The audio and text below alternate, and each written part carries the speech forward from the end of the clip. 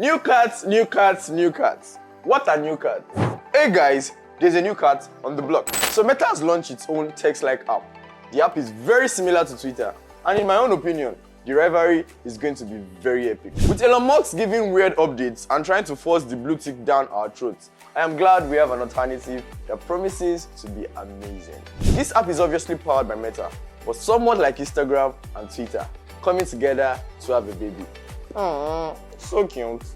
Anyways, here's my first impression of the app. To become a Thread user, you need to have an existing Instagram account because you have to connect your IG account to sign up. You can easily sync your accounts though.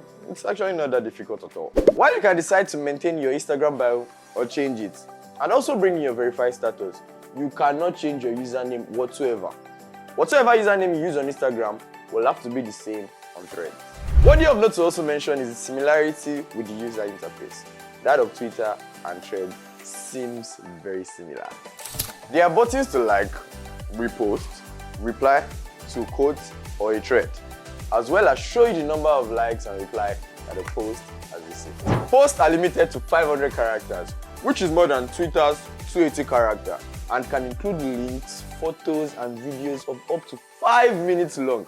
My pistol writers, this one is definitely for you. Wait, what do we say when we post something on this app? I just threaded, or I'm threading softly, or I just posted a thread, or follow me on the Thread app. It also allows you to share up to 10 photos in a single post, the same limits that exist on Instagram, as opposed to Twitter limits of just 4 images. I told you, Instagram and Twitter's baby. One sweet thing about this app is that no one can snoop around your account to check how many you are following. No one can do FBI on your account. I personally love this. On digital well-being, you can also take a break from Threads. You can get a reminder to take breaks every 10, 20, or 30 minutes, or never. That actually depends on you. That way, you can take time off your screen to do other things. A major downside is that unlike Twitter and Instagram, you cannot have multiple accounts logged in on one device at a time.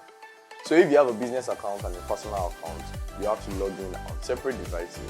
We also noticed that there are no DMs, no hashtag on this app, and the search bar is non-existent. While you can search for people and accounts, you cannot search for specific keywords on this app. I'm having a feeling that in the coming weeks, Instagram will actually release an update to fix one or two of all of this, or all of this at the same time, depending on how they want to roll it out. So we have to keep our fingers crossed and see what they have in stock for us. You can also save drafts on this app, so whatever you have in your head just goes out. Are you on Threads? Let me know what you think about this app in the comment section. Don't forget to thread carefully. You can also catch us live on Thread. See you on the other side.